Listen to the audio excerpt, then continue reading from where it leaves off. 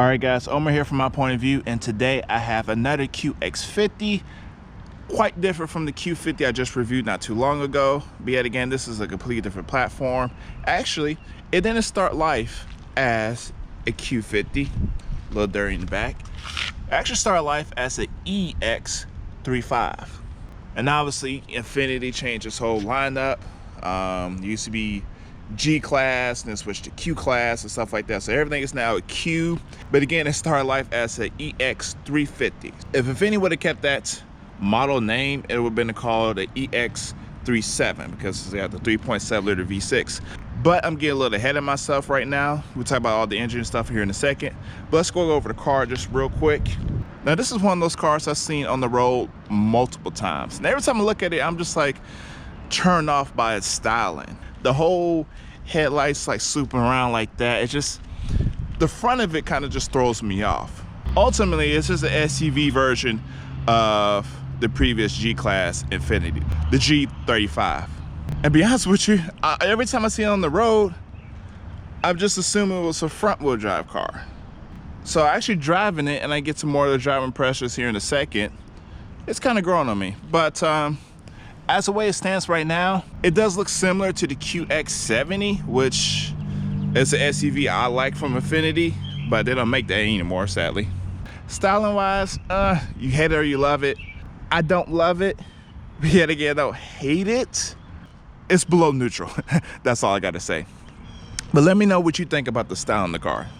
Got the 3.7 little badge over here. But let's go inside real quick. And whoa. Would you look at that interior color? Not for sure the name of the color, but it does kind of stand out just a little bit.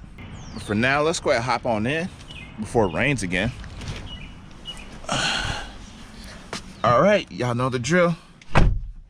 Me being 6'9", believe it or not, it's very compact in here. Just how it was in the Infiniti G35. But, you know, I got room.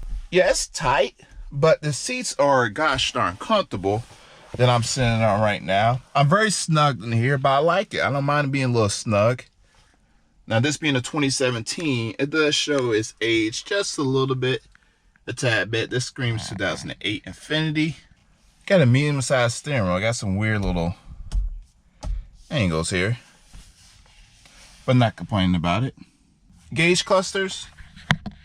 Speedometer goes to 160. Very simple as well. Just a vintage Nissan / Infiniti gauge cluster. Nothing out the ordinary. But one thing that is something out the ordinary is got trip A buttons right here. Got some blank spots right here. I'm pretty sure for like sport mode, whatever, whatnot. I have no idea what this is for. I'm not for sure if it's for like I have no idea what this is for. And what's odd is how far away the traction control button is. Not sure why they didn't integrate up here. They really do not want you to turn on traction control, from my understanding. But that's the front. Let's go ahead and get in the back real quick. Let's see how I fare back here. Seat comfort is still good. Put my feet underneath the seat. Obviously, I put the seat up forward just a little bit. My head is touching the roof just a little bit. You do have a little slope right here due to the sunroof. There's no outlet back here for you to charge up anything. You pull this down, and then you have cup holders back here, but sadly, there's nowhere to charge up your phone, not even an outlet. Back here, space is obviously going to be improved because it is a crossover. Hatches are better than sedans. You do have a spare tire back here. You press this button right here to fold the seats down, and they go down electronically, which gives you more space than you would in a normal G35, G37, or what's now the Q50. Let's check underneath the hood. Where you are welcome to is the 3.7 liter V6 VVEL.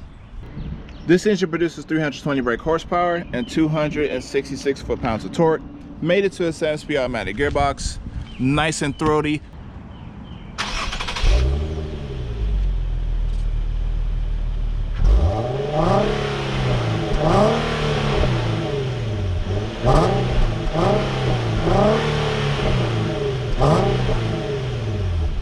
Story. All right, so let's go for a little quick drive real quick, and let me give you my impressions of it. I'm in drive sport right now, and let's give a little acceleration.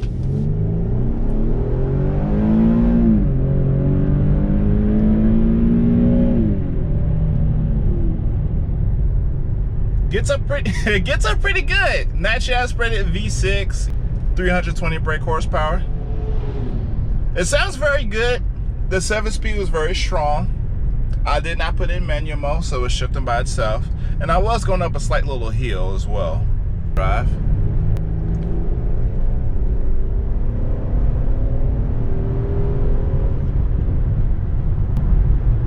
Get into the little twisty part right here in a second.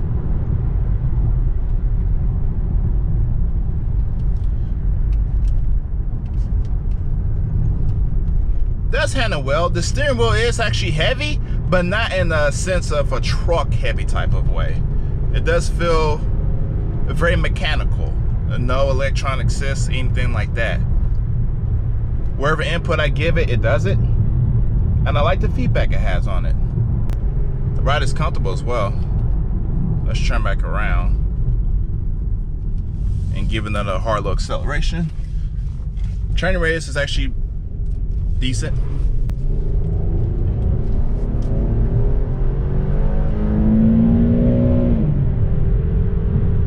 Pulls very strong. I like it. I like its get up and go attitude. Handles extremely well. Doesn't even feel like a crossover. Yeah, you sit up higher, much higher than you do than the OG class, but still.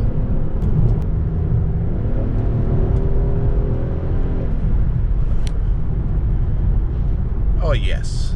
If you want to take us on the back row and, you know, just have a little fun, I believe it can keep up, and it handles actually very well. I like its handling characteristics. The ride is comfortable. In the front, when you go over like a little speed bump, it's okay, but then the back part, I'm pretty sure because it's just, you know, crossover, it is bumpy. Changes gears down here. It does change down when you want it to, so I'm in third. Does blip the throttle just a little bit.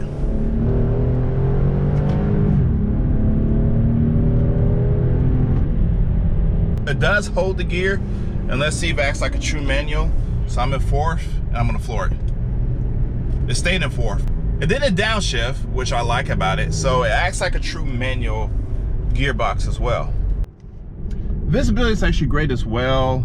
The V-pillar is not so thick. Now, if you're tall, obviously, you know, it's a tall person thing. The rearview mirror will be in your way slightly. But I can see out of everything. It's actually pretty good. And this is actually true leather as well. I got that nice, very premium leather smell in here. So, my test drive is complete. Went over the exterior, went over the interior, the comfort, all that stuff. The engine, the performance, how it handled. I liked it a lot. Now, the styling, which is very subjective. If you get over it, and if you thought about actually purchasing the previous name of this car, the EX350 or EX370, QX50, but it's not the new QX50, not the one I just previewed. Let me just stop before I confuse myself any further. If you can get past the styling of it, what you have right now is a crossover that's actually performed similar to its sedan it's based off of. It's just that if you want a sports car with a good ride height, and if you want to use it for everyday use, as you saw the space in the back, I mean, it'll work. It's very compact, but it will get the job done. Nissan VQ engine in the front, rear-wheel drive, all-wheel drive is an option. I mean, what could really go wrong with that? This is, and truly, a Skyline crossover.